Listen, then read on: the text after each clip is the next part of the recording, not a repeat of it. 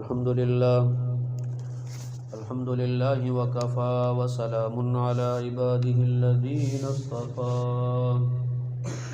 خصوصا على سيد الرسل وخاتم الأنبياء وعلى آله وأصحابه الأتقياء. أما بعد، أعوذ بالله من الشيطان الرجيم. بسم الله الرحمن الرحيم. وَكُلًّا وَعَدَ اللَّهُ الْحُسْنَى. صدق اللہ وصدق رسولہ النبی الکریم. سب ذرا درود پاک پڑھ لیں. اللہم صلی علی محمد وعلی آل محمد کما صلیت علی ابراہیم وعلی آل ابراہیم انک حمید مجید. اللہم بارک علی محمد وعلی آل محمد کما بارکت علی ابراہیم وعلی آل ابراہیم انک حمید مجید. قابل صد احترام برادران اہل سنت والجماعت، الحمدللہ اللہ پاک کی توفیق سے میں اور آپ سب ذرا درس قرآن کی محفل میں جمع ہیں. دعا فرمائے اللہ پاک ہم سب کو اپنے قرآن پاک کے علوم حاصل کرنے کی توفیق عطا فرمائے، اور اللہ پاک ہمیں اپنے پورے دین پر چلنے کی بھی توفیق عطا فرمائے. ابھی چونکہ رجب کا مہینہ چل رہا ہے، تو رجب کے مہینے کے اندر دو عنوانات خاص طور پر بیان ہوتے ہیں. ایک سیدنا حضرت امیر معاویہ رضی اللہ تعالیٰ عنہ کی سیرت اور شان کے حوالے سے، اور ان پر جو اعتراضات ہوتے ہیں ان کے جوابات دیے جاتے ہیں. اور دوسرا معراج شریف کا واقعہ یہ بیان ہوتا ہے، کیونکہ سیدنا حضرت امیر معاویہ رضی اللہ تعالی عنہ کی وفات رجب کے مہینے میں ہوئی ہے 22 رجب کو، اور معراج شریف کا واقعہ مشہور قول کے مطابق 27 رجب کو ہوا ہے. تو یہ دونوں موضوعات اس کے اوپر الحمدللہ تقریباً اہل سنت والجماعت کی تمام ہی مساجد کے اندر بیانات ہوتے ہیں، دروس بھی ہوتے ہیں، تقریریں ہوتی ہیں، اور اپنے سنے بھائیوں کو ان دونوں موضوعات کے اوپر رہنمائی وہ دی جاتی ہے. تو آج کا ہمارا جو موضوع ہے وہ سیدنا حضرت امیر معاویہ رضی اللہ تعالیٰ عنہ کی سیرت اور شان کے حوالے سے ہوگا، اور اس ضمن میں اور بھی انشاءاللہ کچھ باتیں آ جائیں گی. تمہیدی طور پر پہلی بات یہ سمجھیں کہ کئی دفعہ ہم جب اس موضوع پر گفتگو کرتے ہیں تو لوگ ہمیں کہتے ہیں یار اس موضوع پر بیان کرنے کی کیا ضرورت ہے. تو میں اس کی وجہ آپ حضرات کو بتانے لگا ہوں کہ اس کی وجہ کیا ہے.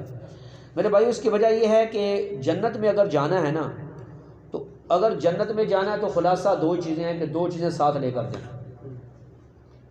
صحیح عقیدہ اور صحیح عمل. ٹھیک ہے جی، صحیح عقیدہ اور صحیح عمل. عقیدہ بھی صحیح ہو، عمل بھی صحیح ہو، پھر بندے کے لیے جنت ہے. اگر عقیدہ بندے کا ہوا خراب، عمل ہوا بہترین سے بہترین، پھر بھی جنت نہیں ملنی. اور اگر عقیدہ صحیح ہوا، عمل خراب ہوا، تو پھر اللہ پاک کی مرضی ہے. اللہ چاہے تو بغیر عذاب کے جنت میں بھیجیں، اور چاہے تو عذاب دے کر جنت میں بھیجیں، یہ اللہ پاک کی مرضی ہے. ہاں، لیکن عقیدے کا صحیح ہونا بنیادی چیز ہے. اور عقیدہ کیا ہے جی؟ دیکھو جب ہم بچپن میں قاری صاحب کے پاس قرآن پاک پڑھتے ہیں تو آپ حضرات میں صرف جو قرآن پاک پڑھے ہوئے ہیں آپ کو بھی یاد ہوگا، مجھے بھی یاد ہے کہ ہمیں پڑھایا جاتا ہے بیٹا پڑھو ایمان مفصل. کہا جاتا ہے نا آمنت باللہ وملائکتہ وکتبہ ورسلہ والیوم الآخر والقدر خیرہ وشرہ من اللہ تعالی والبعث بعد الموت. پھر کہا جاتا ہے بیٹا پڑھو ایمان مجمل، آمنت باللہ کما ہوا باسماء وصفات وقبلت جمیع احکامہ اقرار باللسان وتصدیق بالقلب. یہ جو الفاظ آپ نے سنے نا، یہ اکٹھے الفاظ کہیں بھی قرآن پاک یا حدیثوں میں نہیں ہے. یہ علماء نے ایمان کی تعریف لوگوں کو سمجھانے کے لیے، آسان کرنے کے لیے یہ الفاظ ایک جگہ جمع کر دی ہے. نہیں سمجھ آئی کہ صحیح عقیدہ اسے کہتے ہیں.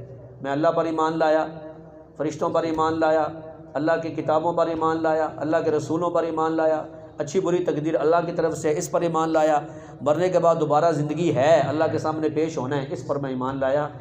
یہ ہے صحیح عقیدہ. نہیں سمجھ آئی؟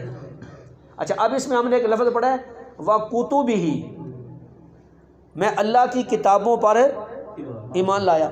اور کتابوں میں پہلی جو کتابیں تھیں ان پر بھی ہمارا ایمان ہے، قرآن پاک پر بھی الحمدللہ ہمارا ایمان ہے. لیکن فرق یہ ہے کہ اتباع ان کتابوں کی نہیں ہوگی. اتباع صرف قرآن پاک کی ہوگی.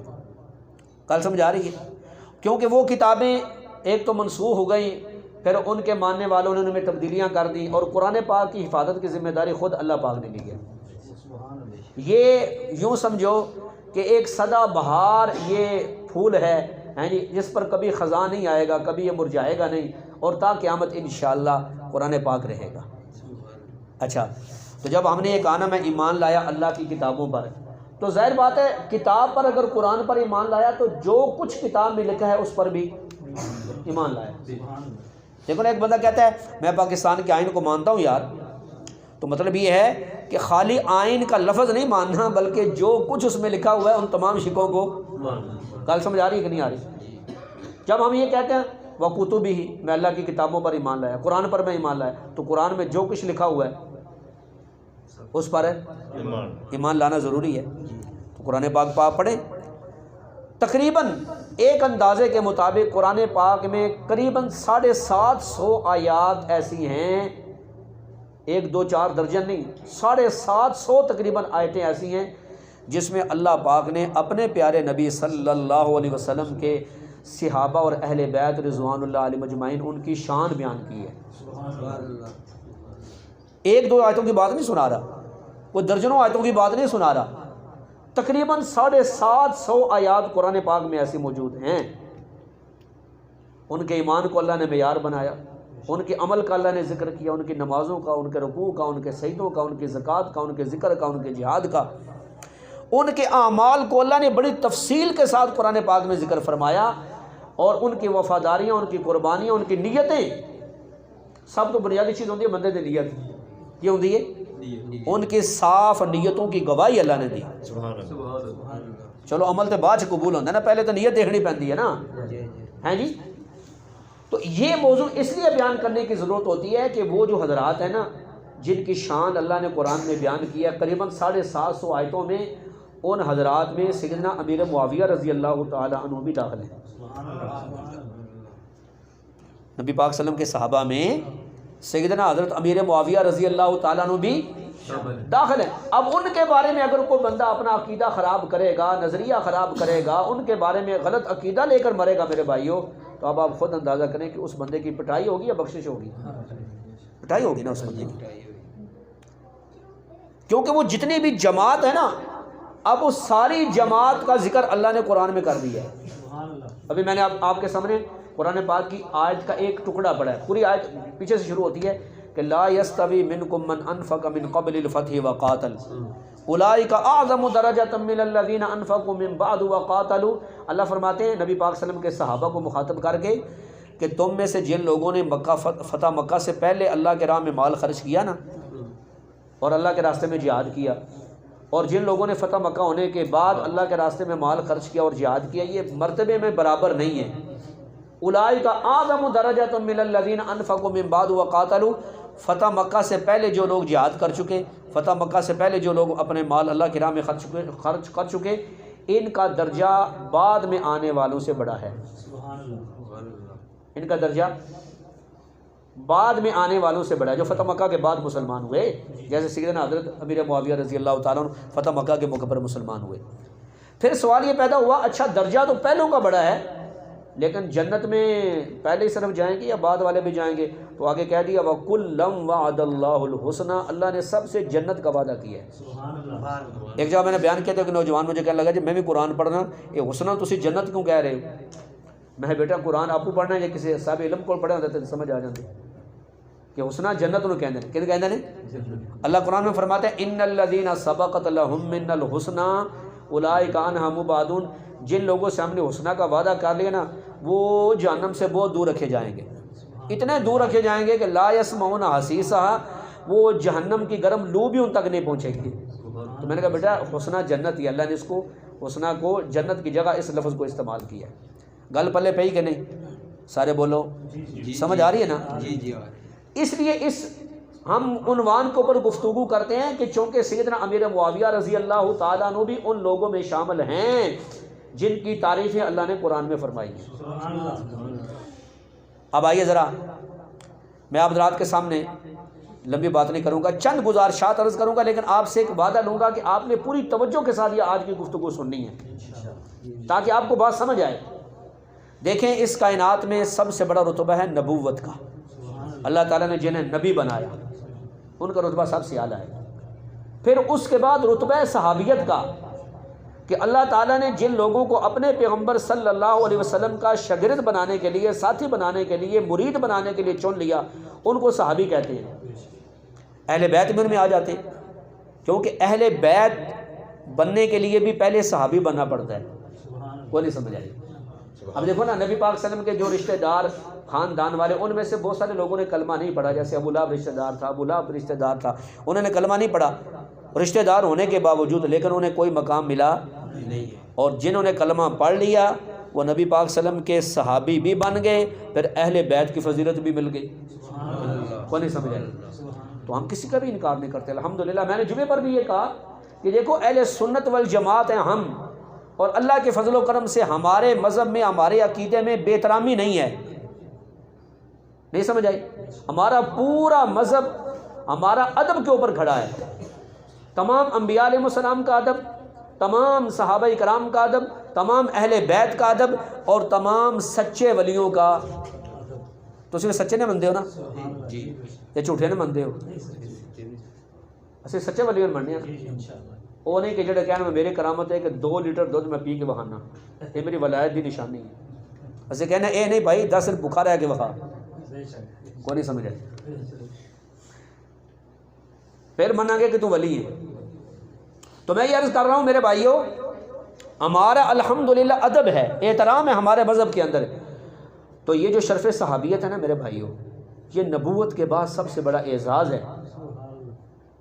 اس لیے کہتے ہیں نا، کوئی اپنے عمل سے، نمازوں سے، روزوں سے، حج سے، زکوٰۃ سے، تہجد گزار ہونے سے، چلے کاٹنے سے، جی کوئی تلاوت قرآن سے، ذکر اللہ سے کوئی صحابی نہیں بنتا، ولی بن سکتا ہے، لیکن نہ اپنی محنت سے کوئی نبی بن سکتا ہے، نہ کوئی صحابی بن سکتا ہے۔ اب بچے نے کہنا الگ الگ کر دو تاکہ گلا نہ کریں، بیان سنو۔ اب دیکھیں جی میری طرف دیکھیں صاحب حضرات، جب پیغمبر صلی اللہ علیہ وسلم نے اعلان نبوت فرمایا تو فتح مکہ تک بہت سارے مسلمان ہو کے نبی صلی اللہ علیہ وسلم کی خدمت میں پہنچے، صحابی رسول کا شرف انہوں نے حاصل کیا۔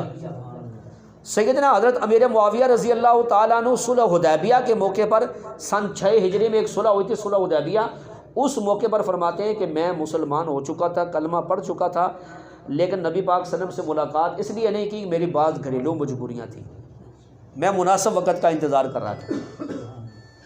اور بسا اوقات حکمت کو دیکھنا پڑتا ہے، یہ نہیں ہوتا کہ ہر بندہ جگہ تو جوش ہی مارے، ہر جگہ تو جوش ہی نہیں چلتا، بجائے فائدے تو نقصان بھی ہو جاتا ہے۔ فرماتے میں مناسب وقت کا انتظار کر رہا تھا۔ جب مکہ فتح ہو گیا الحمدللہ، پھر بڑے بڑے قبائل اور بڑے بڑے لوگ انہوں نے سمجھا کہ اب یہ جو دین اسلام کے راستے میں بڑی رکاوٹ تھی نا قریش والے، وہ ختم ہو گئی ہے، مکہ فتح ہو گیا الحمدللہ، اب کسی میں جرت نہیں ہے کہ وہ اہل ایمان کو ستا سکے۔ تو فرماتے ہیں اب موقع یہ مناسب تھا، تو میں نے حضور صلی اللہ علیہ وسلم کی خدمت میں حاضر ہوئے، اپنے اسلام کا اظہار فرمایا، نبی پاک صلی اللہ علیہ وسلم کے ہاتھ پر بیعت فرمائی، اور آپ صلی اللہ علیہ وسلم کے سامنے اپنے اسلام کا اظہار کیا، اور سب کو پتہ چل گیا کہ امیر معاویہ بھی مسلمان بھی ہو چکے ہیں اور صحابی رسول بھی بن چکے ہیں۔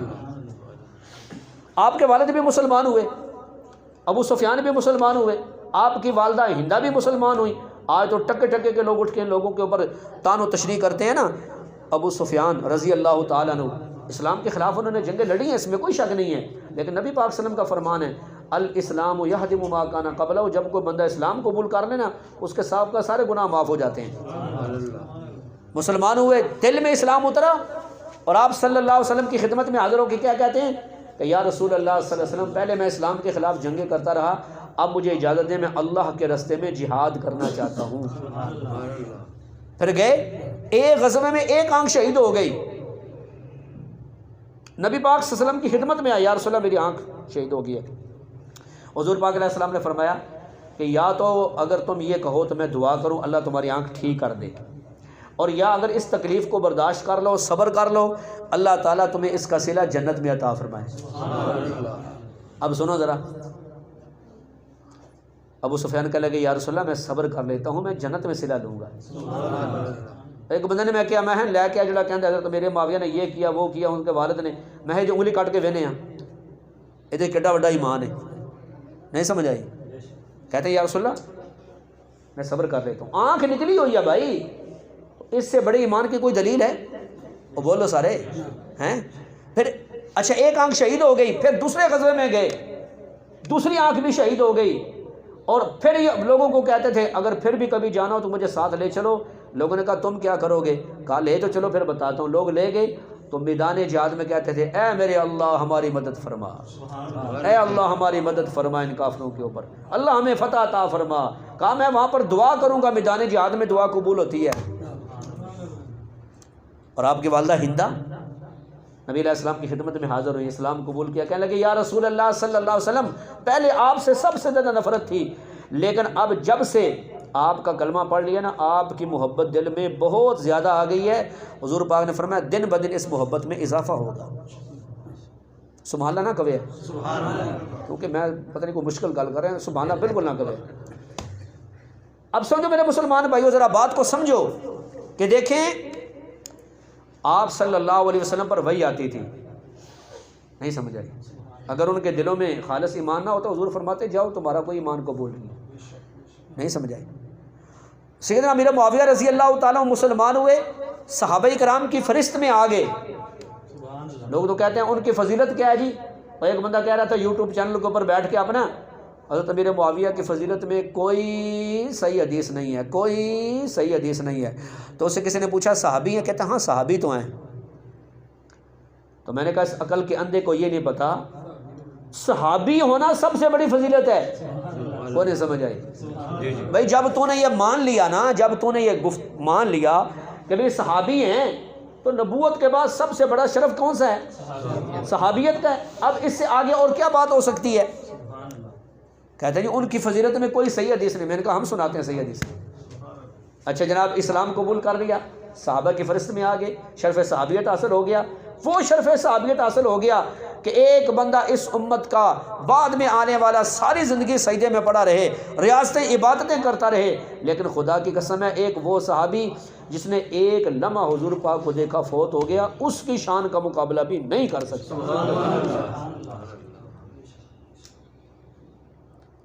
اچھا صحابہ کی فہرست میں آگے، پھر آگے سعادتیں کیا ملی؟ پہلی سعادت یہ ملی کہ آپ صلی اللہ علیہ وسلم نے وہی لکھنے والا قلم سیدنا امیر معاویہ کے حوالے کر دیا۔ وہی مجھ پر آئے گی اور لکھے گا امیر معاویہ رضی اللہ تعالیٰ، کاتب وہی بن گئے، سبحان اللہ، کاتب وہی بن گئے۔ اچھا جناب اس کے بعد اگر اعتماد نہ ہوتا نا سیدنا امیر معاویہ رضی اللہ تعالیٰ عنہ پر، حضور پاک کبھی بھی ان کو وہی لکھنے والا قلم ان کے حوالے نہ کرتے۔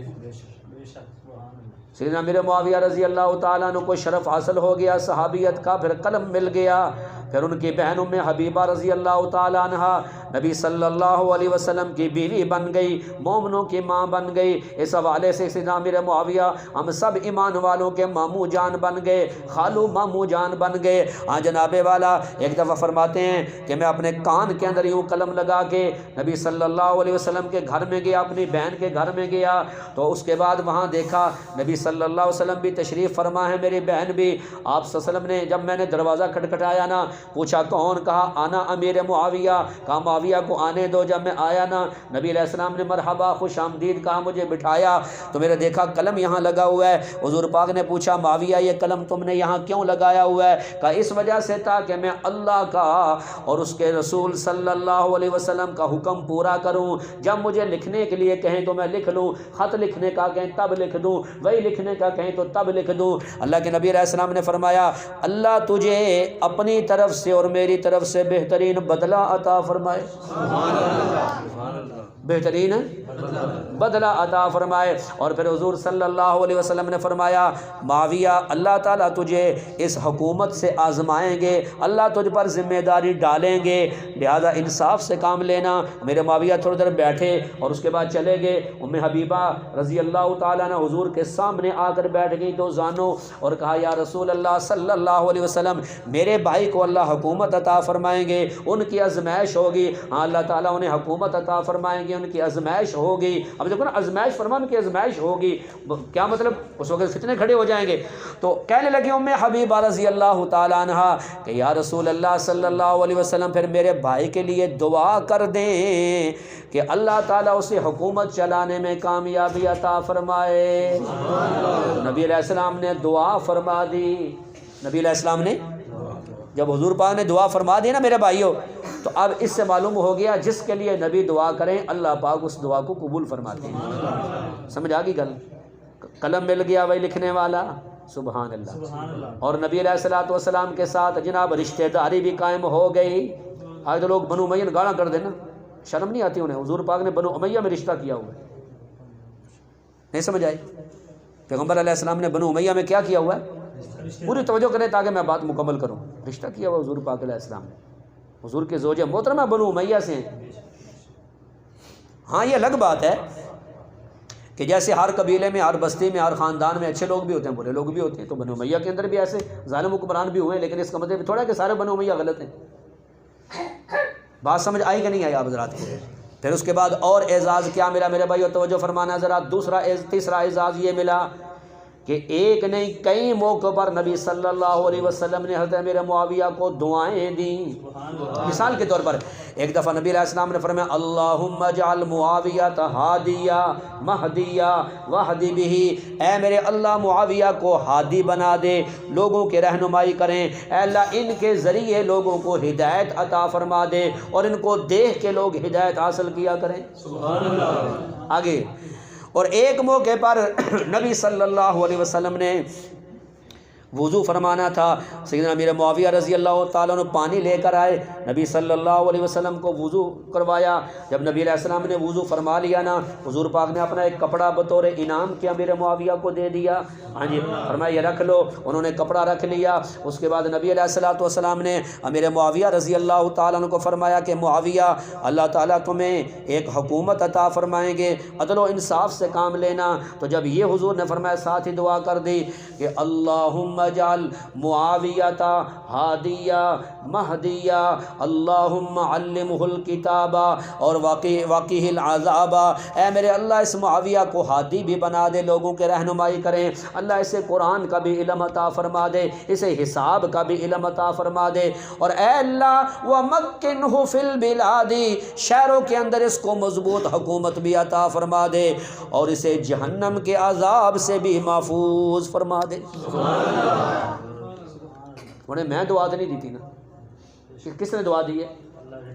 اسی وجہ سے امام حسن رضی اللہ تعالیٰ نے جب سیدنا امیر معاویہ کے ہاتھ پر بیعت کر لی نا، اور یہ کوئی میں بناوٹی بات نہیں سنا رہا، ہمارے اہل سنت کی کتابوں میں بھی ہے اور دوسرے حضرات کی کتابوں کے اندر بھی یہ بات موجود ہے، لکھی ہوئی ہے باقاعدہ کہ سیدنا امیر معاویہ رضی اللہ عنہ کے ہاتھ پر امام حسن کون ہے؟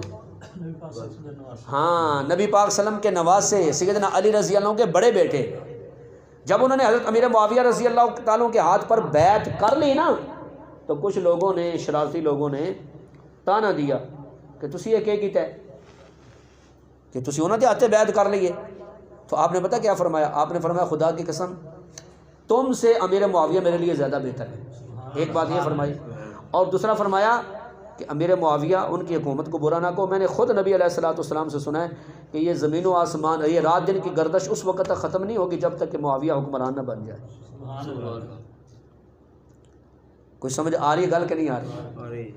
اچھا، ایک دفعہ نبی صلی اللہ علیہ وسلم کی سواری پر حضور علیہ السلام کے پیچھے سوار ہیں.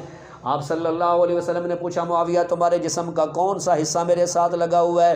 یا رسول اللہ میرا سینہ اور پیٹ آپ کے ساتھ لگ رہا ہے. تو آپ صلی اللہ علیہ وسلم نے دعا دے دی، اے اللہ معاویہ کے سینے کو علم سے بھر دے. آج لوگ کہتے ہیں میرے پیر و مرشد نے مجھے دعا دی، مجھے بڑا ناز ہے. لوگ کہتے ہیں جناب والا میرے استاد نے مجھے دعا دی، اسی وجہ سے میں کامیاب ہوں. میری کامیابی کے پیچھے میرے استادوں کی دعائیں ہیں، میرے استادوں کی دعائیں ہیں، مرشد کی دعائیں ہیں، میرے والدین کی دعائیں ہیں. علیہ سیدنا امیر معاویہ کیوں دنیا آخرت میں کامیاب نہ ہوں، کیوں عزتیں نہ پائیں جن کو اللہ کے پیغمبر صلی اللہ علیہ وسلم دعائیں دیا کرتے تھے. اس وقت سنی پائیو ذرا غور نالے گلاں سمجھ لو. شرف صحابیت تو سب سے بڑا اعزاز ہے نا، اس کے ساتھ اللہ نے یہ اعزاز بھی انہیں عطا فرمائے، یہ اعزاز بھی اللہ نے انہیں عطا فرمائے۔ اور آپ صلی اللہ علیہ وسلم جب تک دنیا میں موجود تھے، آپ صلی اللہ علیہ وسلم کے وہی سیدنا امیر معاویہ رضی اللہ تعالی عنہ ہی لکھا کرتے تھے، مشورے کے لیے بلایا کرتے تھے۔ ایک دفعہ ایک شہزادہ آیا، نیا مسلمان ہوا، اس نے حضور پاک کو فرمایا صلی اللہ علیہ وسلم کو، میں کوئی ہدیہ تحفہ بھیجنا چاہتا ہوں، میرے ساتھ کوئی بندہ بھیجیں۔ تو سیدنا معاویہ رضی اللہ تعالیٰ کو حضور نے فرمایا معاویہ تم جاؤ، ادھر معاویہ جاؤ۔ تو سیدنا معاویہ فوراً کھڑے ہوئے، جوتا بھی نہیں پہنا کہ حکم میں دیر نہ ہو جائے، گرمی کا موسم ہے، تپتی ہوئی ریت ہے جی۔ وہ شہزادہ کو کہتے ہیں مجھے بھی ساتھ بٹھا لو، کہتا نہیں آپ میرے ساتھ پیدل چلیں۔ کئی میلوں کا سفر پیدل کرتے ہیں، جھلسا دینے والی گرمی ہے، ہیں جی، وہاں جاتے ہیں، ہدیہ تحفہ لے کر نبی صلی اللہ علیہ وسلم کی خدمت میں حاضر ہوتے ہیں۔ اتنی پیغمبر صلی اللہ علیہ وسلم کی اطاعت، جب آپ حکمران بن گئے نا، خلیفہ بن گئے، تو آپ نے رومیوں کے ساتھ ایک معاہدہ کیا۔ اس معاہدے کے وقت ختم ہونے کا جب ٹائم قریب آیا نا، تو آپ نے فوجوں کو کہا پہلے بارڈر پر جمع ہو جاؤ، ساری فوجیں بارڈر پر جمع ہو گئی۔ جو ہی وقت ختم ہوا تو آپ نے فوجوں کو حکم دیا حملہ کر دو، حملہ کر دیا، ان کے کئی علاقے فتح کر لیے رومیوں کے۔ پیچھے سے آواز آتی ہے ایک صحابی رسول عمرو بن ابسہ رضی اللہ تعالیٰ کے، وفاء لا غدر، وفاداری کرو، غداری نہ کرو۔ سیدنا امیر معاویہ نے پوچھا کیا بات ہے بھئی، ہم نے تو ابھی معاہدہ ختم ہوا ہے تو حملہ کیا، پہلے تو نہیں کیا۔ انہوں نے کہا نہیں، میں نے پیغمبر علیہ السلام سے سنا ہے جب کسی قوم سے تمہارا معاہدہ ہو جائے نا، پھر اس وقت تک کوئی کام نہ کرو، کسی قوم سے تمہارا معاہدہ ہو اس وقت تک کوئی کام اختیار نہ کرو جب تک کہ اس کی مدت پوری نہ ہو جائے۔ کہا کہ آپ نے فوجیں جو پہلے بارڈر پر لائے ہیں یہ بھی صحیح نہیں تھا، فوجیں بھی بعد میں لانی تھی جب وقت ختم ہو جاتا تھا۔ اب سیدنا امیر معاویہ رضی اللہ تعالیٰ نے اسی وقت اعلان کیا ساری فوجیں واپس آ جاؤ، علاقہ واپس کر دو۔ شریعت کی پاسداری اس کو بولتے ہیں میرے بھائیوں، فتح کیے ہوئے علاقے واپس کر دیے۔ کس کا فرمان سن لیا تھا؟ اللہ اکبر۔ اور سیدنا امیر معاویہ رضی اللہ تعالیٰ عنہ، میرے مسلمان بھائیوں، جمعے کا خطبہ دے رہے ہیں اپنے دور خلافت میں، جمعے کا خطبہ دے رہے ہیں۔ خطبہ دیتے دیتے آپ نے ایک بات فرما دی، آپ نے کہا کہ یہ جو مال غنیمت ہے نا، جو ہمیں جنگوں میں ملتا ہے، یہ ہمارا، اور یہ جو قومی خزانہ ہے یہ بھی ہمارا، ہم جس کو چاہیں گے دیں گے، جس کو چاہیں گے نہیں دیں گے۔ بھئی آپ نوجوان بچے آگے ہو جاؤ، ہم آگے ہو جاؤ بیٹا، آپ درس سننے کے لیے آتے ہیں، یہ بات اچھی نہیں ہے، آپ نوجوانوں کا ٹیک لگاتے ہیں۔ آگے ہو جاؤ شاہ بات سنیں غور سے، بات آپ کو سمجھ آ رہی ہے؟ جمعے کے اندر مجمع بیٹھا ہوا ہے، دمشق کی جامع مسجد ہے، ہزاروں کا مجمع ہے، اور آپ کیا فرماتے ہیں کہ مال غنیمت بھی ہمارا، قومی خزانہ بھی ہمارا، جس کو چاہیں گے دیں گے، جس کو چاہیں گے نہیں دیں گے۔ ایک جمعے پر آپ نے یہ بات فرمائی، کوئی بندہ نہیں بولا۔ دوسرے جمعے پر پھر آپ نے یہ بات فرمائی، کوئی بندہ نہیں بولا۔ تیسرے جمعے پر پھر آپ نے یہ بات فرمائی تو ایک نوجوان کھڑا ہو گیا، کہنے لگا نا مال غنیمت میں بھی ہمارا حصہ، قومی خزانہ بھی ہمارا، اگر ہمارے حق کے درمیان کوئی بندہ رکاوٹ ڈالے گا تو ہم تلوار کے ساتھ اس کو سیدھا کر دیں گے۔ ایک بندہ کھڑا ہوا، اس نے نوجوان۔ جب جمعے کا بیان ختم ہو گیا، نماز ہو گئی، تو سیدنا معاویہ رضی اللہ تعالیٰ عنہ نے اس نوجوان کو پیغام بھیجا، کمرے میں بلا لیا، لوگ ڈر گئے کہ ابھی اس کی گردن باہر آئے گی، نہیں سمجھ آئی؟ ابھی اس کی گردن جناب باہر آئے گی، لوگ تماشا دیکھ رہے ہیں۔ آپ نے فرمایا دروازے کھول دو، دروازے کھول دیے، دیکھا کہ سیدنا معاویہ رضی اللہ تعالیٰ عنہ نے اس نوجوان کو اپنے ساتھ بٹھایا ہوا ہے، اور اس کو کہہ رہے ہیں تیری بڑی مہربانی، تیری بڑی مہربانی، تو نے آج اٹھ کے مجھے جواب دیا، کیونکہ مجھے نبی صلی اللہ علیہ وسلم کا ایک فرمان میرے ذہن میں تھا کہ ایک وقت آئے گا کہ ایسے حکمران آئیں گے، وہ لوگوں کے سامنے غلط باتیں بھی کریں گے، کوئی ان کو ٹوکنے والا نہیں ہوگا، ایسے حکمران جہنمی ہیں۔ تو میں نے کہا میں دیکھوں تو صحیح، میں بھی تو ان حکمرانے میں نہیں ہوں، میں نے پہلے جمعے میں غلط بات کی، کوئی بندہ نہیں بولا، مجھے فکر لائق ہوگی کہ میں جہنمی حکمرانوں میں تو نہیں ہوں۔ ہائے ہائے ہیں۔ دوسرے جمعے میں نے غلط بات کی، میں نے کہا کوئی بندہ بولے، کوئی نہیں بولا، مجھے اور ڈر لگ گیا، اور میں سوچنے لگا شاید میں ان حکمرانوں کے اندر تو نہیں ہوں۔ پہلے میں نے تیسرے جمعے کے اندر جب یہ بات کی اور تو نے اٹھ کے مجھے جواب دیا تو نے مجھے زندہ کر دیا۔ مجھے یقین ہو گیا کہ اگر میں غلط حکمران ہوتا تو تیسرے جمعے کے اندر بھی کوئی میری بات کا جواب نہ دیتا۔ لوگ کہتے ہیں اہل بیت حق آ گئے، اللہ اکبر ہیں، جو اتنا اللہ سے ڈرتے ہیں، اتنا اللہ کا ڈر ان کے دلوں کے اندر ہے، اتنی شریعت کے پاسداری ان کے اندر ہے۔ اللہ اکبر اللہ اکبر۔ تو میرے بھائی اس کے بعد پھر سیدنا امیر معاویہ رضی اللہ تعالیٰ عنہ، حضرت ابو بکر صدیق، عمر فاروق، عثمان غنی رضی اللہ تعالیٰ عنہم اجمعین، ان سب حضرات کے دور حکومت میں شام کے گورنر رہے تقریباً 20 سال۔ کتنا؟ 20 سال شام کے گورنر رہے۔ اور آپ کو پتہ ہے سیدنا عمر بن خطاب رضی اللہ تعالیٰ عنہ کی نگاہ بڑی بصیرت والی تھی۔ ایسا ہو نہیں سکتا تھا کہ کوئی بندہ کسی کام کا اہل نہ اور اس کو وہاں مقرر کرے۔ بڑے گورنر اور جگہوں پر بدلے، بڑے بدلے، لیکن سیدنا امیر معاویہ کو نہیں بدلا شام کے اندر۔ پھر عثمان غنی رضی اللہ عنہ شہید ہو گئے، اور سیدنا حضرت امیر معاویہ رضی اللہ تعالیٰ عنہ کی رشتہ داری تھی، یہ خاندان تھا، چچا زاد بھائی تھے، اور جن لوگوں نے شہید کیا تھا وہ بڑی چالاکی کے ساتھ، بڑی ہوشیاری کے ساتھ سیدنا علی رضی اللہ تعالیٰ کے لشکر میں داخل ہو گئے۔ سیدنا علی رضی اللہ کو بھی پتہ تھا کہ یہ قاتل ہیں، اور سیدنا علی رضی اللہ تعالیٰ فرماتے تھے کہ ابھی ہمارے اندر اتنی پاور اور طاقت نہیں ہے کہ ہم ان کو پکڑ سکیں، کیونکہ وہ ہزاروں کی تعداد میں تھے۔ تو اس پر اختلاف ہوا اس وقت، توجہ فرمانا ذرا، میں مکمل اس پر موضوع پر بات نہیں کروں گا، ایک اشارہ کر کے آگے چلتا ہوں۔ اس پر اختلاف ہوا، سیدنا امیر معاویہ رضی اللہ تعالیٰ کے پاس باقاعدہ وفد آیا تھا۔ آپ نے فرمایا سیدنا علی رضی اللہ تعالیٰ کا مقام بھی مجھ سے بڑا ہے، رتبہ بھی مجھ سے بڑا ہے، خلافت کے بھی مجھ سے زیادہ حقدار ہیں، لیکن فرمایا عثمان غنی کو ظلماً ان کے گھر میں شہید کر دیا گیا ہے۔ تو میرا مطالبہ یہ ہے کہ پہلے ان قاتلوں کو پکڑا جائے، انہیں سزا دی جائے، پھر اس کے بعد ہم سارے علی رضی اللہ تعالیٰ عنہ کے ہاتھ پر بیعت کر لیں گے۔ سیدنا علی رضی اللہ عنہ کا موقف یہ تھا کہ ہم پہلے سارے اکٹھے ہو جائیں مسلمان، پھر اس کے بعد ہم ان کو پکڑیں گے۔ دونوں طرف اپنے دلائل تھے، اور اختلاف اگر دلیل کی بنیاد پر ہو وہ برا نہیں ہوتا۔ نہیں سمجھ آئی؟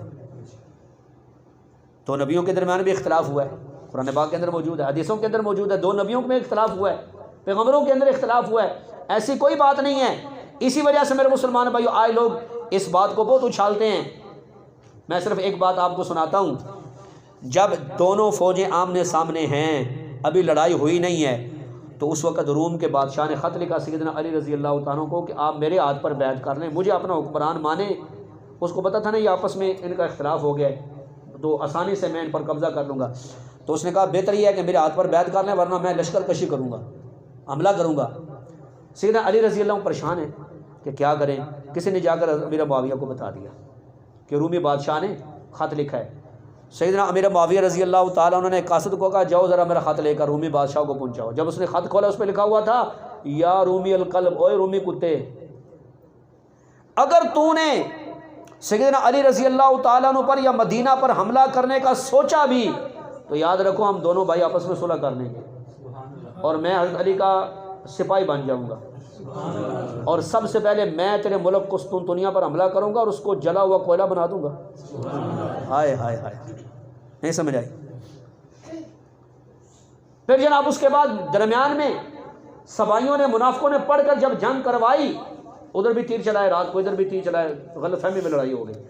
صبح اٹھے جناب ادھر بھی لاشیں پڑی ہیں، ادھر بھی لاشیں پڑی ہوئی ہیں۔ ایک بندہ آ گیا، سیدنا حضرت علی رضی اللہ عنہ کہنے لگا بتائیں جو ہمارے بندے قتل ہوئے وہ ان کا کیا حکم ہے، جو ادھر قتل ہوئے حضرت امیر معاویہ کے ان کا کیا حکم ہے؟ آپ نے فرمایا دونوں جنتی ہیں۔ دونوں کیا ہیں؟ آپ لوگ کہتے ہیں نا او جناب والا وہ باغی تھے، آئے لوگ کہتے ہیں خلیفہ راشد کے خلاف نکلے ہیں جی، وہ باغی تھے، وہ فلاں تھے، وہ ایسے تھے۔ تو سیدنا علی سے خود پوچھ لو نا جو دوسرے فریق ہیں، تو انہوں نے فرمایا دونوں جنتی ہیں، ہمارا اللہ بھی ایک، ہمارا رسول بھی ایک، ہماری کتاب بھی ایک، ہمارا جو اختلاف ہوا ہے وہ صرف سیدنا حضرت عثمان غنی رضی اللہ کے خون کا بدلہ لینے میں ہوا ہے۔ فیصلہ ہو گیا کہ نہیں ہو گیا؟ تو سنیں بھائیوں، بچوں، میرے بزرگوں، یہ فیصلہ سیدنا علی رضی اللہ تعالیٰ کر گئے ہیں کہ ادھر کے بھی جنتی ادھر کے بھی جنتی۔ ایک بندہ آ گیا کہنے لگا جی میں نے زبیر کو شہید کر دیا ہے جی، اور زبیر رضی اللہ تعالیٰ نبی پاک صلی اللہ علیہ وسلم کی پھوپھی کے بیٹے ہیں، نہیں سمجھا، میں نے شہید کر کے آ دوں۔ آپ نے فرمایا پھر جا تجھے جہنم کی خوشخبری سناتا ہوں۔ وہ کہنے لگا جی ایک ہے، میں تو سمجھا میں نے انعام دو گے، چنگا انعام دیتا ہے۔ آپ نے فرمایا میں کیا کروں، مجھے تو نبی علیہ السلام نے فرمایا تھا کہ علی جو میری پھوپھی کے بیٹے کو قتل کرے اسے جہنم کی خوشخبری سنا دینا، جا تو جہنمی ہے، میں کیا کروں۔ تو اس نے اپنے آپ کو خنجر مار کے نا پیٹ میں اپنے آپ کو مار لیا۔ تو اس لیے میرے مسلمان بھائیوں، ہم ہیں اہل سنت والجماعت، بولو بے شک، ہم سب کو کہتے ہیں جنتی، سب کو کیا کہتے ہیں؟ سب کو ہم جنتی کہتے ہیں. اور سب سے بڑی دلیل کیا ہے؟ سنو اس بات کو یاد کر کے جاؤ. سیدنا علی رضی اللہ تعالیٰ عنہ کی شہادت کے بعد آپ کے بڑے بیٹے امام حسن رضی اللہ تعالیٰ عنہ انہوں نے سیدنا امیر معاویہ رضی اللہ عنہ کے ہاتھ پر بیعت کی. سیدنا امیر معاویہ نے سفید کاغذ دیا، فرمایا جتنی شرطیں لکھنی ہے لکھو، مجھے قبول ہے. جتنی شرطیں امام حسن نے لکھی آپ نے فرمایا مجھے قبول ہے، مجھے دیکھنے کی بھی ضرورت ہے، مجھے ساری قبول ہے. اچھا پھر اس کے بعد جو جیلی عاشق تھے انہوں نے آپ کا خیمہ لوٹ لیا، خیمے کو آگ لگا لی، سامان چوری کر لیا، جانور کو برچے مارے، سیدنا امام حسن کو بھی زخمی کیا اور کہنے لگے تم نے یہ کیا کام کیا، تم تو کافر ہو گئے نعوذ باللہ. آپ نے فرمایا ایسا نہ کہو، امیر معاویہ میرے حق میں تم سے زیادہ بہتر ہے.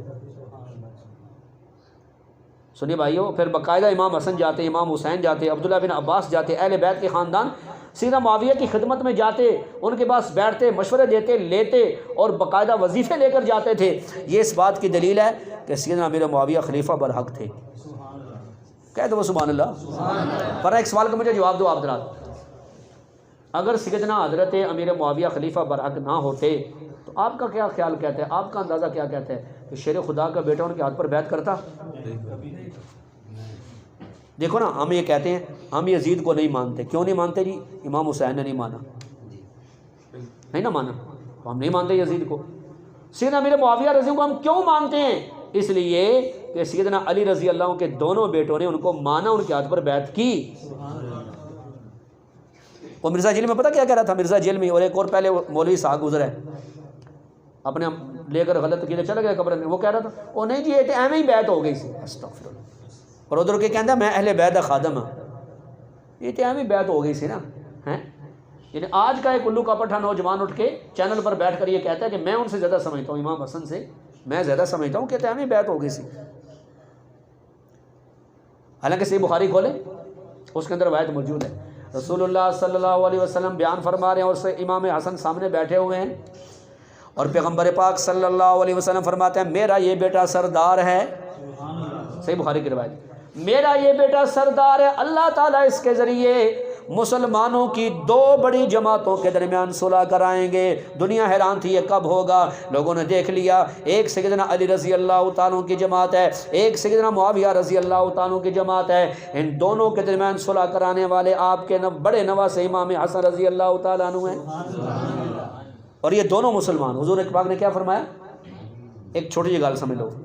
ایک نوجوان مجھ سے سوال کرنے لگا کہ کر صاحب دیکھیں عمار بن یاسر رضی اللہ تعالیٰ عنہ کو حضور پاک نے فرمایا تھا کہ عمار تیرے لیے افسوس ہے تجھ پر، تجھے ایک باغی جماعت گروہ قتل کرے گا. تو دیکھیں سیدنا حضرت امیر معاویہ کے لشکر والوں نے سیدنا علی رضی اللہ عنہ کے ساتھ تھے عمار بن یاسر رضی اللہ تعالیٰ عنہ، تو وہ شہید ہوئے تھے، مخالف سمت سے شہید ہوئے تھے. تو امیر معاویہ رضی اللہ عنہ کے لشکر کو پھر باغی ثابت ہو گیا نا. حضور نے فرمایا تھا تجھے باغی گروہ قتل کرے گا. میں نے کہا بیٹا بات یہ ہے آپ جن لوگوں سے یہ بات سنتے ہیں نا، ٹھیک ہے، ان کی حقیقت ہم سے سمجھو، ہم آپ کو بتاتے ہیں. میں نے کہا ایک سوال ان سے کر لینا تھا چھوٹا سا کہ جب ان دونوں لشکروں کی آپس میں اختلاف ہوا تھا تو یہ دو ہی لشکر تھے یا کوئی اور بھی لشکر تھا؟ کہنے لگا دو ہی لشکر تھے. میں نے کہا نہیں، 4 گروہ تھے اس وقت. کتنے گروہ تھے؟ 4. میں نے کہا پڑھو جا کے پہلے حدیث کی کتابیں اور تاریخ کی کتابیں. جھوٹ بولتے ہو چینلوں پر بیٹھ کر، لوگوں کا ایمان برباد کرتے ہو، شرم نہیں آتی تمہیں؟ پھر دیکھنا ذرا، 4 گروہ تھے اس وقت. سیدنا علی رضی اللہ عنہ کا گروہ، امیر معاویہ رضی اللہ عنہ کا گروہ، اور باغی جنہوں نے حضرت عثمان رضی اللہ عنہ کو شہید کیا تھا، اور چوتھے وہ صحابہ جو اپنے گھروں میں خاموش ہو کے بیٹھ گئے تھے، انہوں نے کسی کا بھی ساتھ نہیں دیا. نہیں سمجھ آئے؟ یہ 4 گروہ تھے. تو میں نے کہا یہ جو باغی تھے نا جنہوں نے پہلے عثمان غنی رضی ان کا رات کے میٹنگ ہوئی تھی، انہوں نے کہا تھا کہ اگر ان دونوں کی صلح ہوگی تو ساڈی خیر کوئی نہیں، لہٰذا انہیں لڑاؤ، ادھر بھی 3 مارو ادھر بھی 3 مارو. نہیں سمجھ آئی؟ اور پھر میں نے کہا کہ جناب یہ ہیں باغی. نہیں سمجھ آئی؟ یہ سیدنا علی اور امیر معاویہ رضی اللہ تعالیٰ عنہ ان میں سے کوئی بھی باغی نہیں، یہ ہے تیسرا گروہ باغی جنہوں نے دونوں طرف تیر چلائے تھے. میں نے کہا اس بات کی دلیل کیا ہے؟ اس بات کی دلیل یہ ہے کہ سیدنا علی رضی اللہ تعالیٰ کبھی بھی اس حدیث کو اپنی تائید میں پیش نہیں کیا کہ جو جماعت عمار کو شہید کرے گی وہ باغی ہوگی، ورنہ سیدنا علی لوگوں کو ابھارتے کہ دیکھو فلاں باغی ہیں، ہمارے سامنے والی جماعت انہوں نے عمار کو شہید کیا. کبھی بھی انہوں نے اس حدیث کو دلیل نہیں بنایا. یا جتنے صحابہ کرام سیدنا علی رضی اللہ عنہ کے لشکر میں تھے کسی نے بھی اس حدیث کو دلیل نہیں بنایا. اب مجھے بتاؤ وہ حدیث زیادہ سمجھتے تھے کہ آج 14 سال کے بعد ہم زیادہ سمجھتے ہیں؟ بولو سارے. میں نے کہا 4 اس وقت جماعتیں تھے, تمہیں ایک ہی بتا, 2 ہی جماعتوں کا بتاتے ہیں تمہیں بس. پھر اس کے بعد میرے مسلمان بھائیوں, سیدنا امیر معاویہ رضی اللہ تعالیٰ عنہ کے دور حکومت میں اسلام آدھی دنیا سے زیادہ خطے پر پھیل گیا تھا. الحمدللہ آدھی دنیا سے زیادہ خطے پر اسلام کا جھنڈا لہرا گیا. اور پھر سیدنا امیر معاویہ رضی اللہ عنہ بیمار ہو گئے, اور آپ نے آخری وقت فرمایا اپنے رشتہ داروں کو کہ یہ میرے پاس نبی پاک صلی اللہ علیہ وسلم کا یہ کپڑا ہے جو نبی پاک صلی اللہ علیہ وسلم نے مجھے انعام کے طور پر دیا تھا, اور میں نے حضور پاک کے بال کاٹے تھے, یہ کچھ بال میں نے محفوظ رکھے ہوئے ہیں, نبی پاک صلی اللہ علیہ وسلم کے ناخن میں نے محفوظ رکھے ہوئے ہیں جی.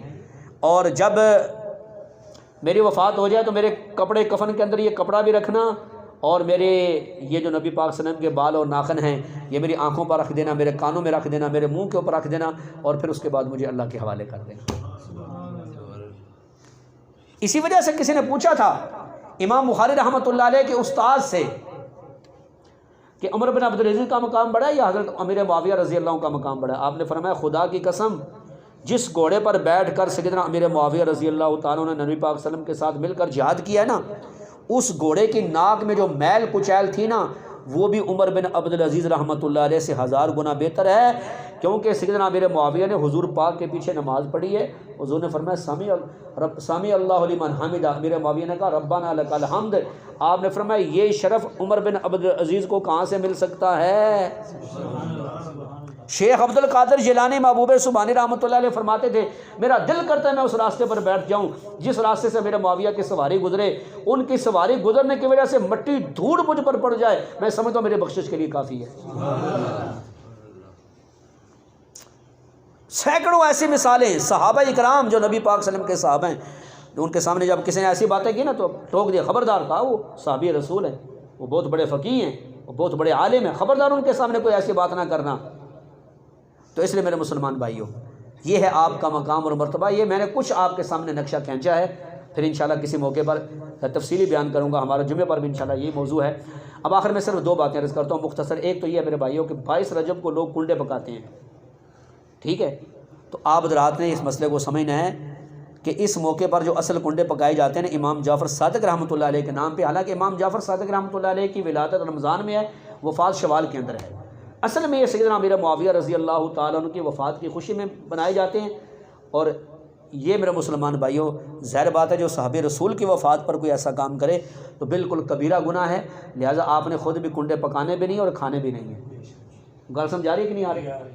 اپنے گھروں کے اندر بھی یہ مسئلہ بتانا ہے کہ 22 رجب کو جو لوگ کنڈے پکاتے ہیں نا, صبح صبح کو حلوہ پوڑی پکا رہا ہے, کوئی نان لے کر آیا, کوئی اس کو اوپر تقسیم کر رہے ہیں, تو اصل میں اگرچہ یہ ہمارے سننے بھائی ان کو نہ بھی پتہ ہو لیکن دیکھا دیکھی ایسا کام کرنا, کسی غلط عقیدے والے کی مشابہت اختیار کرنا, یہ بھی منع ہے. مسئلہ سمجھ آ گیا کہ نہیں آ گیا؟ لہٰذا نہ پکانے ہیں نہ ہی کھانے ہیں. سمجھ آئیے کہ نہیں آئی؟ صحابی رسول کی وفات کے دن ہے, ان کی خوشی میں یہ کام کیا جاتا ہے. اور آخری گزارش ہے میرے مسلمان بھائیوں کہ میں ہر جگہ یہ گزارش کرتا ہوں کہ خدا کے لیے مسلمان بھائیوں مسجدوں کو آباد کرو. مسجدوں کی آبادی نمازیوں سے ہے, ٹیلوں سے نہیں ہے میرے بھائیوں, لیٹوں سے نہیں ہے. مسجدوں کی آبادی ہے نمازیوں سے, اور یہ مسجدیں بھی قیامت والے دن میرے بھائیوں گواہ بنیں گے کہ کون لوگ یہاں پر آ کر سجدہ دیا کرتے تھے اور کون لوگ تھے جو مسجدوں کے قریب بھی نہیں آتے تھے.